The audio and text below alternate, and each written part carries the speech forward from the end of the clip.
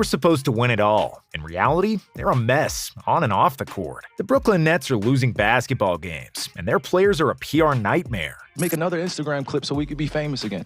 Next question. Kyrie Irving was recently suspended by the team for promoting an anti-Semitic documentary, and it's unclear when and if he's going to make a return. In the last 3 years, the Nets came into each season as the betting favorite, but due to injuries, terrible trades, countless controversies, and constant drama, they are not a lock to even make the playoffs. Here's a brief history of the Nets' struggles and how they went from a title favorite to a complete disaster. 17. Kyrie Irving was just a basketball player, and we all loved him. And then it started to get weird. First, he wanted to get away from LeBron in Cleveland, which made very little sense. When he got to Boston, he publicly criticized his Celtics teammates and apologized to LeBron. I apologize for being that young player. Then he started believing that the earth was flat. It was the first time someone dared to say Kyrie was a little cuckoo, but it was still just friendly banter. But what happened recently is far from a flat earth joke. Irving tweeted a link to a documentary that supports the anti-Semitic movement, and he took a stance similar to what Kanye West did recently. The Nets offered him a chance to back off those comments, but Kyrie failed to give a real apology. Brooklyn then had no other choice but to severely punish him with a $500,000 fine and at least 5 games of suspension without pay. And if this was an isolated incident, it still wouldn't be okay, but it would be easier to jot it down as a mistake. But just last year, Kyrie was the only Nets player and one of the only in the league that didn't take the coronavirus vaccine. Because of that, Irving wasn't allowed to play in the state of New York,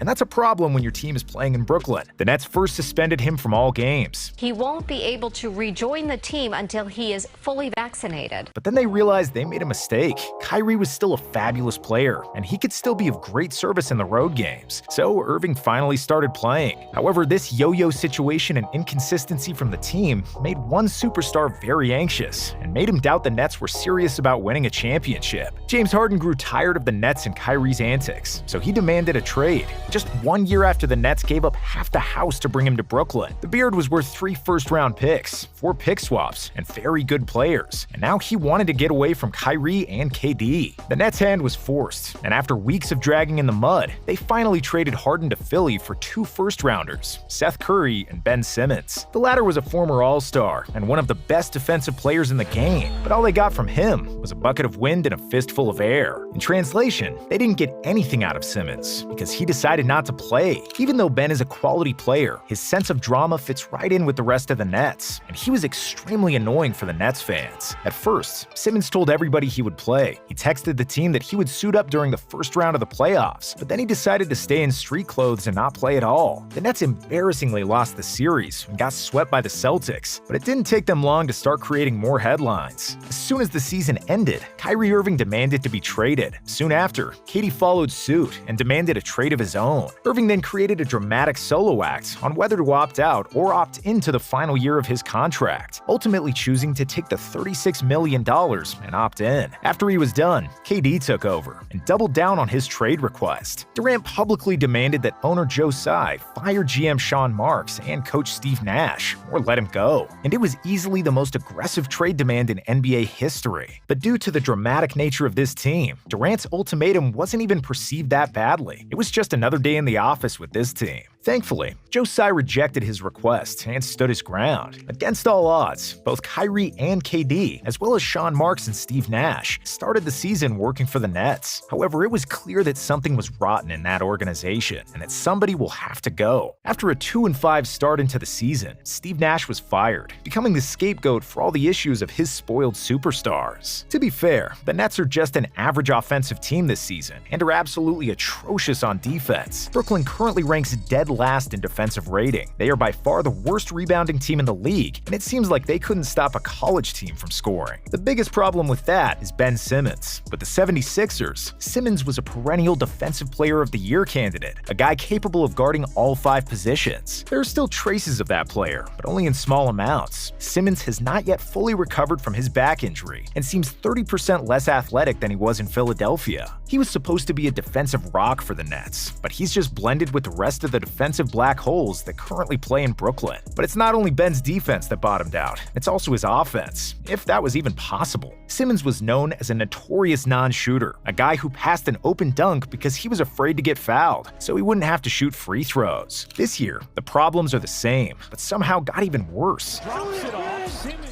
Ben is averaging the fewest drives per game. He's shooting a career low from the free throw line and is currently below 50%. He's also shooting a career worst from the field, and Simmons often doesn't even dare to look at the basket, let alone shoot the ball. The Nets ownership is paying $290 million on players' salaries with the luxury tax, and so far, they are getting a team that's not even in the play-in position. KD is still as good as ever, scoring over 30 points per game and hitting over 50% of his shots, and it seems unreal that a team with a prime Durant can't even muster a 500 record. But this is the harsh reality of this team. With Kyrie in and out of the lineup, Ben Simmons still shaking off the rust after not playing for 1.5 years, and both Joe Harris and Seth Curry still nursing their health back. It's almost expected that the Nets suck.